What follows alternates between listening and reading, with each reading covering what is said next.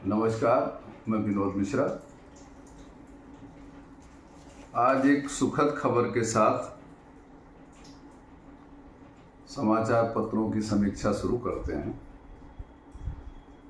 सुखद समाचार ये है कि हमारे ईष्ट और संसार के जागृत देवता हनुमान जी महाराज की भव्य प्रतिमा टेक्सास की नई पहचान बनी। अलग अलग अखबारों ने अलग अलग छापा है, दिखाया है।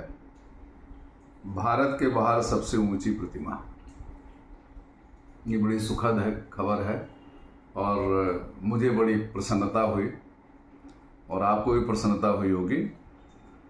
अमेरिका में 90 फीट ऊंची बजरंगबली की मूर्ति, ये एक सुखद एहसास कराएगी। हमें तो करा ही रही, आपको भी कराएगी और दुनिया के समस्त लोगों को कराएगी। इससे जो सनातन धर्म है उसको विश्व में एक और पहचान मिली। वैसे तो दुनिया का सबसे प्राचीन धर्म जो है वो सनातन है और सनातन के बाद कई सारे धर्म उपजे हैं, जिसमें सेकंड धर्म जो है इस्लाम आता है, फिर बुद्धिज्म है, क्रिश्चियनिटी है और सिख नीति तो है, लेकिन सिख भी सनातन धर्म से ही जुड़े हुए लोग हैं, वो भी सनातन धर्म ही है। अगर बुद्धिज्म की बात करें तो बुद्धिज्म भी सनातन धर्म ही है, क्योंकि महात्मा बुद्ध एक जब घर से बाहर तपस्या में चले गए तो जो उनको मानने वाले लोग उनके उपासक बने और एक नए धर्म की शुरुआत हो गई। ऐसे धर्म तो अनेक बने हुए हैं। अकबर ने बनाया था दीन-ए इलाही, लेकिन वो चला नहीं। भारत में दिल्ली में एक लोटस टेम्पल है, वो बहाई धर्म का है। दुनिया में 7 टेम्पल हैं, एक भारत में भी है। तो ऐसे का धर्म तो बहुत बनाए गए, लेकिन सनातन धर्म दुनिया का प्राचीन धर्म है और इसी के माध्यम से, जैसे प्राचीन जो हमारी देव भाषा संस्कृति है, तो जितने संस्कृत से सारी भाषाएं और उपजी हैं। यानी अगर देखा जाए तो उर्दू भी जो है वो भारतीय भाषा है, क्योंकि संस्कृत से उर्दू निकली है। तो उर्दू जो है वो की शुरुआत भी सनातन मतलब संस्कृत से और सनातन धर्म से ही होती है। तो ये एक सुखद है और 90 फीट की मूर्ति लगाई गई है और स्टैचू ऑफ यूनियन नाम दिया गया है इसका। ये भी अच्छा है, बढ़िया है। और अमेरिका की तीसरी सबसे ऊंची मूर्ति है। 18 अगस्त को इसका अनावरण किया गया। ये सुखद खबर थी। इसके साथ अब आगे बढ़ते हैं कि जो जंगल खत्म हो रहे हैं और जो पर्यावरण की समस्या है, ये भी एक सुखद खबर तो नहीं कहेंगे, दुखद है और इस पे चर्चा ज़्यादा करने की आवश्यकता है। वो इसलिए भी आवश्यकता है कि आज हम जलवायु को नियंत्रण कैसे करें, क्योंकि हमारी जलवायु जो है अनियंत्रित हो गई है। इसीलिए कहीं बारिश बहुत हो रही है और कहीं पर बिल्कुल नहीं हो रही है। ठीक है, यहाँ तक की स्थिति आ गई है कि एक मोहल्ले में बारिश होती है तो दूसरा मोहल्ला सूखा है। ठीक है, शहर तो बहुत दूर दूर की बातें हो गई। तो ये स्थिति हो गई। इसके पीछे मुख्य कारण क्या है? तो इसके पीछे जो मुख्य कारण है वो है वृक्ष। और आज हम लोगों ने अपने अपने आशियाने बसाने के लिए, बड़े बड़े शहरों का निर्माण करने के लिए, तमाम सुख सुविधा हासिल करने के लिए सबसे ज़्यादा जो नुकसान पहुंचा है वो जंगल का नुकसान पहुंचा है। पेड़ों पर ज़्यादा कुल्हाड़ी चली है, आरा उनके ऊपर सबसे ज़्यादा चले हैं। उसे क्या क्या नुकसान हुआ? आपके घर का फर्नीचर भी बन गया, लोग धनवान भी हो गए, जगह खाली हो गई, उसके ऊपर मकान बन गए, सड़क बन गई, फैक्ट्री बन गई। और उस समय लोग तरह तरह के हथकंडे अपनाते हैं। तो अब वहाँ चाहे जितना विशाल पेड़ हो, कुछ भी हो, कैसे भी हो, चूँकि अब वहाँ से रेल लाइन दौड़नी है, रेल लाइन डालनी है और उस पर रेल दौड़नी है, सड़क बननी है, सड़क के ऊपर ट्रैफिक चलना है, तो निश्चित रूप से पेड़ को काटना है। या अब घर के बाहर पेड़ खड़ा है और वो तकलीफ दे रहा है तो उसे काटना है, परमिशन कहीं से लेनी पड़े। उससे क्या नुकसान हो रहा है? उससे नुकसान हो रहा है कि जितने जंगली जानवर हैं, जो जंगल में रहने वाले हैं, उनके आशियाने पूर्ण रूप से उजड़ गए। अगर हम कानपुर की ही बात करें तो आज जो है कानपुर कचहरी से लेकर के और उस एरिया के बहुत सारे मोहल्ले, एवं इधर कदवई नगर तक और बहुत जगह तक बंदरों का बहुत आतंक है। ठीक है, लोग कहते हैं आतंक है, हम कहते हैं आतंक क्यों ना हो। आपने उनके मकानों को तोड़ करके अपने मकान बना लिए, उनके मकानों के लिए कोई जगह नहीं छोड़ी। अब जब जगह आपने छोड़ी नहीं तो रहें कहाँ?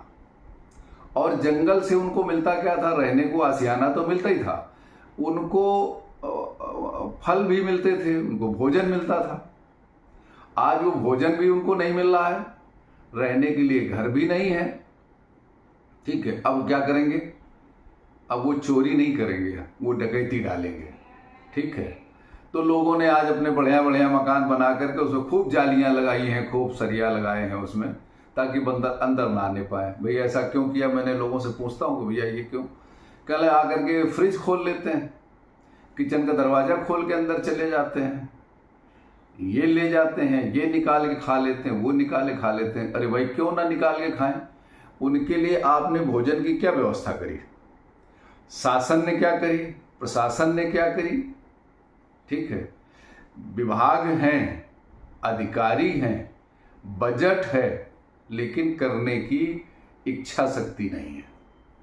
ठीक है, जितने भी लोगों ने जब ये शहर बसाए गए, पहले तो जब राजा हिंदू सिंह ने कानपुर शहर को बसाया था तो कुछ गांव थे, नवाबगंज था, आपका बिरैना रोड के पास में जो गांव है कुरसवां और ये सब, वो बसाए थे। ऐसे करके कुछ गांव थे, इधर कुछ सीसामऊ के पास में कुछ ऐसे थे, तो ऐसे करके उन्होंने बसाए थे। खूब जंगल था, कोई समय जंगल तो मेरे सामने मेरे देखते देखते कटे हैं। पहले तो जंगल थे, खूब रहा करते थे। आज की स्थिति ये है कि उनके लिए कहीं किसी ने कोई जगह नहीं छोड़ी, ना प्रशासन ने जगह छोड़ी, ठीक है, ना डेवलपमेंट अथॉरिटियों ने जगह छोड़ी, ना नगर निगम ने जगह छोड़ी, और अभी भी कोई इंतजाम नहीं है। तो ये हमारे लिए बहुत बड़े नुकसान की बात है। आने वाला जो पीढ़ी है उसके लिए ऑक्सीजन भी नहीं मिलेगा। उसके लिए लोग कैन तो खैर आज भी लोग बैग में डाल के चलने लगे हैं। बहुत लोग हमको मिले जो डिब्बा रखते हैं, बोले ऑक्सीजन का कैन है ये। आने वाले समय में ऑक्सीजन का कैन पीठ में लाद के लोग चलेंगे, यही स्थिति कर रही तो। ठीक है, चूंकि कहीं कुछ नहीं, खाली वृक्षारोपण होता है और वृक्षारोपण में बड़े बड़े अधिकारी, नेता और जो भी ब्यूरोक्रेट्स हैं वो लगाते हैं, हजारे से पानी डालेंगे और फोटो खिंचाएंगे। उसके बाद उस पेड़ का होता क्या है? हमने देखा कि रेलवे में ही कई जगह ऐसा हुआ, वृक्षारोपण हुआ और ये अधिकारी आए हैं, ये वृक्ष लगाएंगे, ये करेंगे, वो करेंगे। हाँ भाई ठीक है, फोटो खींच गई, हमने भी फोटो खींचे, लेकिन आज वहाँ वृक्ष नहीं है, वो वृक्ष खत्म हो गए, क्योंकि वो सिर्फ लगाए थे फोटोग्राफी के लिए। फोटो खिंच गया, पेड़ का काम खत्म। और अभी हम देख रहे हैं कि जो नए ट्रैक बन रहे हैं, कुछ ऐसा हो रहा है, उसमें बहुत सारे पेड़ काटे गए। लाजमी है, जब बीच में आ रहे हैं तो काटे तो जाएंगे ही, लेकिन उसका कोई ऐसा इंतजाम नहीं किया जा रहा कि पेड़ बचे कैसे, उसके तरफ किसी का कोई रुझान नहीं है। ठीक है, इन जंगली जानवरों का जीवन कैसे बचे, इस पे भी कोई रुझान नहीं है, क्योंकि इस पे कोई चर्चा करना ही नहीं चाहता है। बस बहुत कुछ होगा तो एक वो क्या बोलते हैं, उत्सव मना लिया जाएगा कि वृक्षारोपण। आप कल्पना करिए कि महिलाओं का एक त्यौहार आता है बरगदाही। बरगद के पेड़ की आयु सबसे ज़्यादा होती है, सबसे ज़्यादा उसको, और इतनी उसकी घनी छांव होती है कि हमने खुद देखा है कि पहले गांव में आने वाली बारातें बरगद के पेड़ के नीचे ठहरा करती थी।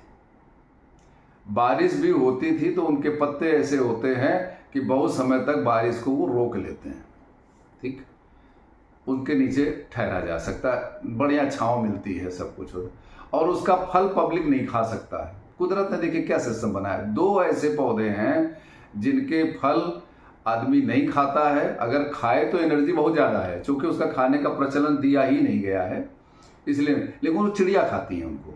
कौन कौन पेड़?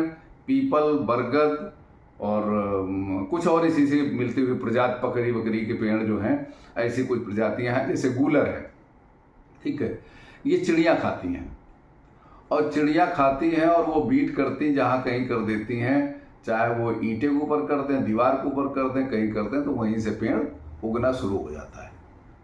ये कुदरत की व्यवस्था है उसकी। कैसे? चूंकि मालूम था, भगवान को शायद पता होगा कि आने वाले कलयुग में जो मानव सभ्यता होगी वो पेड़ों की दुश्मन होगी, ठीक। अब कहीं न कहीं परंपरा में डाला गया कि महिलाएं एक दिन उसकी पूजा करेंगी, बरगद के पेड़ की, क्या मानते हुए कि वो एक दिन का वो पति होगा, एक दिन का पति होगा, ठीक है। क्यों पति होगा? कि उसकी जैसी उम्र पति को मिले, ठीक, बरगद जैसी उम्र पति को मिले, इसलिए पति को, बरगद को एक दिन का पति महिलाएं मानती हैं। ये सनातन सभ्यता में है, इसको एक रीति रिवाज में डाल दिया गया है, इसको एक त्योहार बना दिया गया है, ऐसा किया गया। लेकिन बहुत सारी महिलाएं ऐसी भी हैं जिनका ज्ञान चरम पर है, वो क्या करती हैं, बरगद की एक डाल तोड़ लिया या तोड़ के मंगा लिया, उसको गमले में गाड़ लिया और उसकी पूजा कर ली। अरे भाई, एक पेड़ है जिसको तुम पति मानने जा रही हो, उसका एक हाथ तोड़ के ले आओ और हाथ जो है गमले में गाड़ दो, ठीक, और गाड़ करके उसकी पूजा कर लो, बरगद की पूजा हो गई। अरे भाई, ये कौन सी सभ्यता है, ये कौन सा ज्ञान है? आज ऐसे ज्ञानियों की संख्या ज़्यादा है।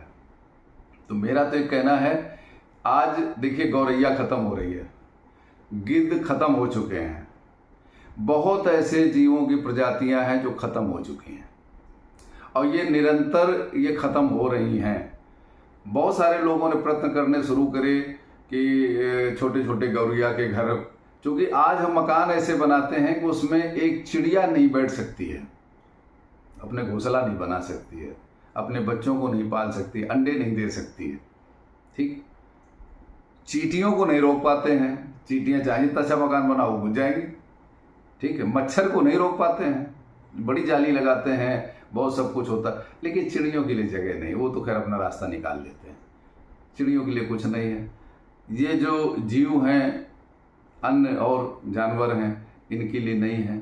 हमने देखा कि यहाँ हमारे कानपुर से बाहर निकलते एक फैक्ट्री बंद पड़ी थी, उसमें हजारों की तादाद में बंदर रहा करते थे। बगल में फल मंडी, उस फल मंडी से लोग जो ट्रकों में सड़ा गला फल वल बचता था, जो कुछ होता था, वो सब वहाँ डाल आते थे। और कानपुर के पंडितों का भी एक, हमने कुछ लोगों से मेरी मुलाकातें हुई, तो वो भी बोले मंगलवार है, तुम्हारा मंगल ठीक नहीं है, तुम्हारा ये ठीक नहीं, तुम्हारा वो ठीक नहीं। बोले क्या करो?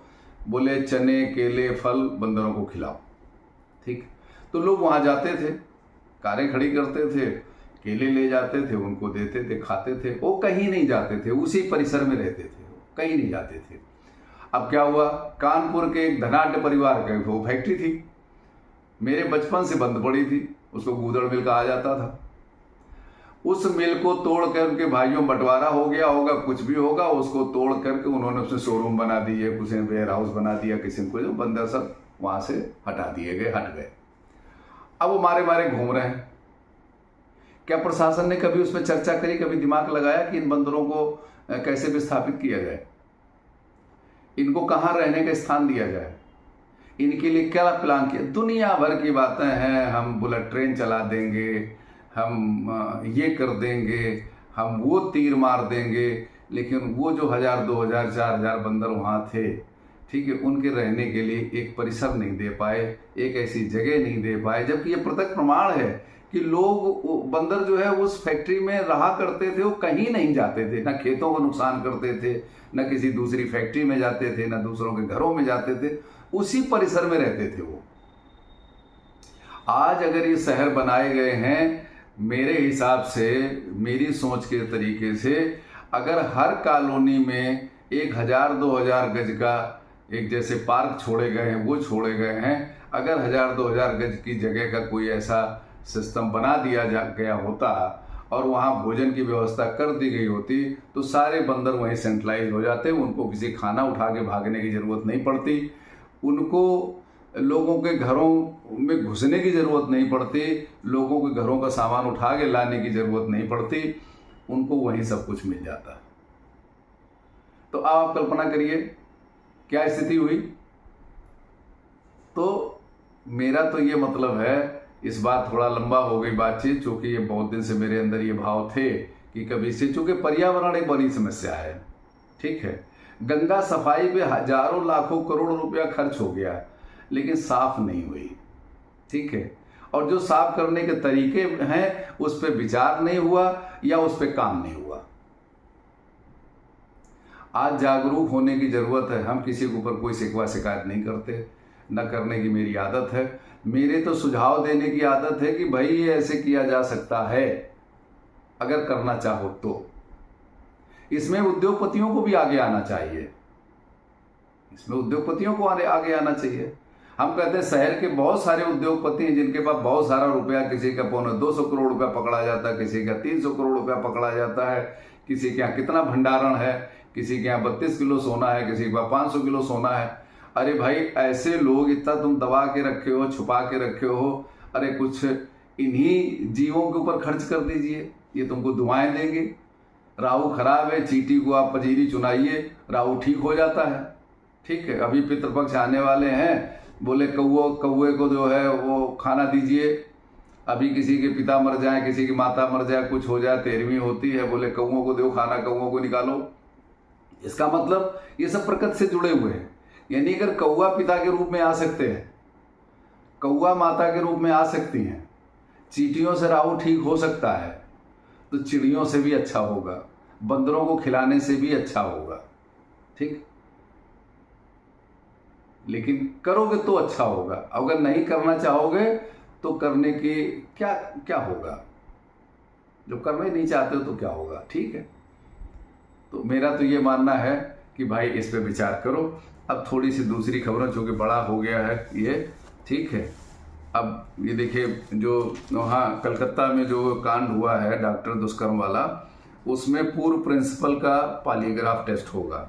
अब बताइए, प्रिंसिपल इन्वॉल्व है उस पर, क्या होगा समाज का? जिनके ऊपर ये सब चीजों की जिम्मेदारी है, उस पे इस तरीके का मामले बने, ये बड़ा दुर्भाग्य का विषय है, देश के दुर्भाग्य का विषय है। ये पशु प्रवृत्ति जैसी यौन विकृत से ग्रस्त शख्स है राय। अब समझिए, जो प्रिंसिपल हैं मिस्टर राय, वो के लिए अखबार लिख रहे हैं, पशु प्रवृत्ति जैसी यौन विकृत से ग्रस्त शख्स है राय। सीएस कोर्ट के हस्तक्षेप के बाद डॉक्टरों की हड़ताल खत्म। चलो ये अच्छा है, अच्छी खबर है। सरकार ने 156 दवाओं पर लगाया प्रतिबंध। दर्द, बुखार, जुखाम में इस्तेमाल की जाती ये दवाएं। सरकार ने कहा खतरनाक हो सकता है इनका इस्तेमाल, है ना। अब भैया दवा लेने से पहले ये देख लो, 156 की जो लिस्ट है ये हम लगा देंगे, ठीक है। इसमें तो आप इसमें देख लीजिएगा, पढ़ लीजिएगा, हो सके तो ऐसी दवाओं से बचने की कोशिश करिएगा, ठीक है। दरिंदगी की एफआईआर दर्ज करने में 14 घंटे की देरी, गंभीर मामला सुप्रीम कोर्ट ने कहा है, कलकत्ता वाले मामले में, ठीक। तो ये कितनी खतरनाक चीज़ है, ये सब नहीं होना चाहिए था जो हुआ है। आज की तारीख में अखबारों में बड़े सुर्खियों में अविनाश जी हैं। अविनाश पे एक मुकदमा और दर्ज हुआ है और साथ ही गिरफ्तार हुआ है। अब इसमें एक नए कुछ समय में बड़े आदमी बने कानपुर के, संजीव दीक्षित। तो ये अविनाश दीक्षित हैं।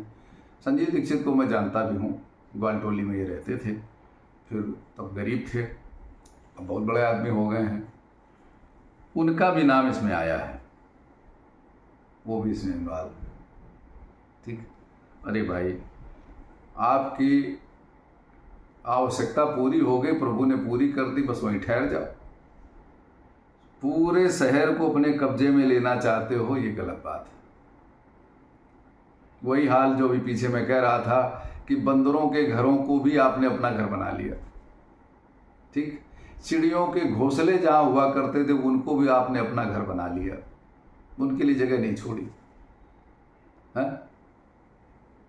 कोई घर, गरीबों के घर तो एक बार हो सकता है टूटा फूटा घर है, पैसे नहीं है तो वहाँ चिड़िया हो सकता रहे, लेकिन करोड़पतियों के घर में, बड़े बड़े महलों में तो चिड़िया नहीं रहती। वो चिड़िया पाली जा सकती है पिंजड़े में, लाल नीली पीली वाली। ठीक है, तो कहते हैं कि चिड़ियों को कभी पिंजड़े में नहीं रखना चाहिए, क्योंकि ये आज़ाद पंछी हैं, ये उड़ने वाले पक्षी हैं ये, और ये अगर खुले आसमान में उड़ेंगे तो ये ज़्यादा अच्छा करेंगे समाज के लिए, और अगर इनको बंद करके रखा जाएगा तो ये ठीक नहीं है उस परिवार के लिए जो बंद करके रखते हैं। हमने ऐसे परिवारों को देखा कि वो चिड़िया लवर थे, को पिंजड़े बंद करके रहते थे, बाद में उनके परिवार का हाल बहुत अच्छा नहीं हुआ। हमने तो उस आदमी जो बहुत ज़्यादा बर्ड लवर थे और बाज़ारों से ख़रीद के लाते थे, अपने यहाँ रखते थे, और उनकी मौत अच्छी नहीं हुई। और हमने उन लोगों को देखा कि जो बहेलिया चिड़िया लेके जा रहे हैं और वो चिड़ियों को उड़ा दिया करते थे उनसे पैसे दे करके, उनका हमने भविष्य अच्छा देखा। ठीक है, अब हरेंद्र मसीह एक दिन में करता था करोड़ों का लेन देन। ठीक, खूब रुपया आ रहा था, कानपुर के करोड़पति को रुपया लगा रहे थे उसके साथ में ना। तो ये है, पूर्व ब्लैक प्रमुख के रिश्तेदार के कोल्ड स्टोर पे चला बुलडोजर। ठीक है, ये तो हमारे यहाँ इस समय सिस्टम चल ही रहा है। ठीक है, त्रिस्तरीय सुरक्षा घेरा पाकर परीक्षा कक्ष में पहुंचे अभ्यर्थी। सिपाही, पुलिस में सिपाही की भर्ती आज से चालू हो गई है।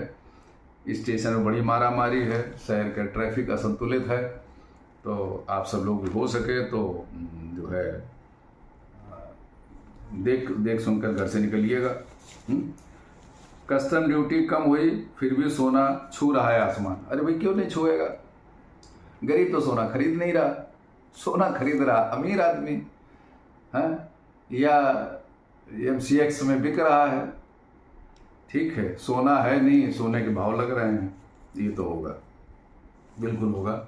ये बड़े आदमियों के लिए कोई खबर खराब हो सकती है, लेकिन गरीब आदमी के लिए अच्छी खूब हो जाए, महंगा क्या फ़र्क पड़ता है ना। गरीब आदमी के लिए कुछ नहीं फर्क पड़ेगा। महापौर बनाम नगर आयुक्त, अधिकारों की लड़ाई में पीछे छूटते जनहित। ये एक ऐसी खबर है, ये एक ऐसी खबर है जिससे लोगों के अहम तो पूरे हो सकते हैं, लेकिन जो शहर के रहने वाले लोग हैं उनके अधिकारों का हनन होता है। क्योंकि आपस में महापौर के दांत सिर्फ दिखाने को नगर आयुक्त असली पावर हाउस, नगर आयुक्त भाई प्रशासन ने उसको पावर दे रखी है, उसके ऊपर पावर के लिए महापौर का चुनाव होता है, महापौर का पद दिया जाता है। महापौर जनता से आते हैं, वो सरकारी कर्मचारी होते हैं। निश्चित रूप से सरकारी कर्मचारी अपने ढंग से चलेगा और जो राजनीति से आए हुए लोग हैं वो अपने ढंग से चलेंगे। अगर इनका समन्वय बनता है आपस में बढ़िया तो ठीक रहता है। नगर निगम सदन में हर विभाग के अफसर मौजूद रहते हैं ताकि संबंधित विभागों से जुड़ा मुद्दा अफसरों के समक्ष रखा जाए। सदन में कार्यकारिणी के फैसले न मानने पर कार्रवाई का अधिकार हो। अभी केवल वह निर्देश दे सकती हैं, इसका पालन अफसर नहीं करते। संपत्तियों का आंकड़ा मांगा है, लेकिन आज तक नहीं मिला, ये प्रमला पांडे कह रही हैं। सुधीर कुमार नगर आयुक्त, सामंजस्य बनाकर टैक्स वसूली की जाएगी, आय बढ़ाने के साथ ही शहर का विकास कार्य भी कराया जाएगा। विज्ञापन, पार्किंग लाइसेंस, सदन व कार्यकारिणी के फैसले को भी लागू कराया जाएगा। हर हाल में टैक्स बढ़ाने का लक्ष्य है, इसको लेकर अफसरों को कार्रवाई के आदेश दिए हैं। 500 करोड़ रुपए का लक्ष्य रखा गया है। ठीक, ये है मामला। सब अपनी अपनी चला रहे हैं, ठीक है, और चलता जा रहा है। ठीक है, थोड़ी समीक्षा और कर लें। साबरमती एक्सप्रेस जो दुर्घटनाग्रस्त हुई थी, उसमें ये निकल के आ रहा है कि ट्रैक के ऊपर एक गर्डर टाइप की कोई चीज़ डाली गई थी, जिससे ट्रेन टकराई और डिरेल हो गई। उस समय स्पीड जो है 95 की थी, और बाकी भी जांच चल रही है, और जिसमें षड्यंत्र के जो है सुराग मिले हैं, और ये कुछ ऐसा हुआ है। इटावा में नाली खुदाई के दौरान मकान की दीवार गिरने से 4 मजदूरों की मौत। झुकी थी दीवार, काम के दौरान सुरक्षा के नहीं किए गए इंतजाम। ये दुर्भाग्यपूर्ण है। जो भी संबंधित अधिकारी हैं या वो कॉन्ट्रैक्टर है, ठेकेदार है, इतनी तो उसे अकल होनी चाहिए कि हमें ये काम कराने से पहले किन किन चीज़ों का ध्यान रखना चाहिए। अब उसकी जरा सी लापरवाही में 4 आदमियों की मौत हो गई, और वो 4 परिवार अगर होंगे तो उनके वो परिवार एक तरीके से उजड़ जैसे गए। ठीक है, अभी एक दुर्घटना हुई है, एक हमारे जानने वाले हैं, उनको वो एक्सीडेंट हो गए, ख़त्म हो गए। उनके लड़के का कल फ़ोन आया था, और वो कह रहा था कि अंकल मैं तो टूट गया हूँ, मैं जीवन कैसे अपना आगे बढ़ाऊँगा। उसको दिलासा मैंने दी, ठीक है, कि बेटा अब जो हुआ सो हुआ, लेकिन अब जो भी है जीवन तो चलाना ही है। तो कुल मिलाकर के ये है कि ऐसी दुर्घटनाओं, इसलिए मैं दुर्घटनाओं के ऊपर ज़्यादा चर्चा करता हूँ कि इससे आदमी को कैसे बचाया जाए, लोग कैसे बचें। अयोध्या में दुष्कर्म आरोपी सपा नेता मोइन खान के कॉम्प्लेक्स पर चला बुलडोजर। ठीक है भैया, बुलडोजर तो चल ही रहा है। तो यही सब चीज़ें हैं। जीएसटी दरें बदलने के पक्ष में नहीं मंत्री समूह, है ना। जीएसटी की जो दरें लागू हैं उसको लोग नहीं करना चाहते हैं। हमारे माननीय प्रधानमंत्री जी इस समय विदेश यात्रा पर हैं। पीएम मोदी को यूक्रेन ले जा रही ट्रेन इसलिए है खास, ये फोर्स 1 ट्रेन है जो सभी लग्जरी सुविधाओं से परिपूर्ण है, और सुरक्षा के नज़रिए से भी बहुत मजबूत है।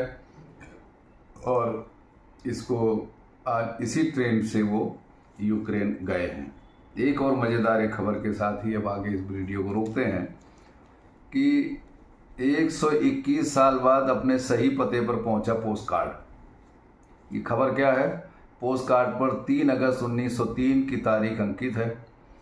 लंदन का है ये। किसी पत्र या पोस्ट कार्ड को अपने पते पर पहुंचने में ज़्यादा से ज़्यादा 1-2 हफ्ते ही लगते हैं। हालांकि ब्रिटेन में एक पोस्ट कार्ड 121 वर्ष बाद अपने पते पर पहुंचा। इस जगह पर अब स्वानसी बिल्डिंग सोसाइटी नाम का एक बैंक है। बैंक ने बताया कि पोस्ट कार्ड 3 अगस्त 1903 को लीडिया डेविस को भेजा गया था, जो शायद इसी पते पर रहती होंगी। उस समय यह बैंक के बजाय एक घर था। वहीं पोस्ट कार्ड भेजने वाले रॉयल मेल के एक प्रवक्ता ने कहा कि यह उनके सिस्टम में था, जिसे उन्होंने सही पते पर पहुंचा दिया। पोस्ट कार्ड के देर से पहुंचने के पीछे सही कोई वजह नहीं बता पाए। ठीक है, ऐसा भी होता है, जरूरी नहीं कि सब भारत में होता है, दूसरे शहरों में होता है। ठीक, चलिए इसी के साथ आपको नमस्कार। साथ में एक निवेदन के साथ में कि हमारे चैनल को लाइक, शेयर और सब्सक्राइब जरूर कीजिएगा, कमेंट्स करिएगा। हो सकता है कोई हमसे त्रुटि हुई हो तो उसके लिए क्षमा भी करिएगा। और हमारा तो सिद्धांत है, न काहू से दोस्ती न काहू से बैर। इसी के साथ नमस्कार, विराम। अगले फिर किसी उसमें आपसे मिलते हैं। नमस्कार।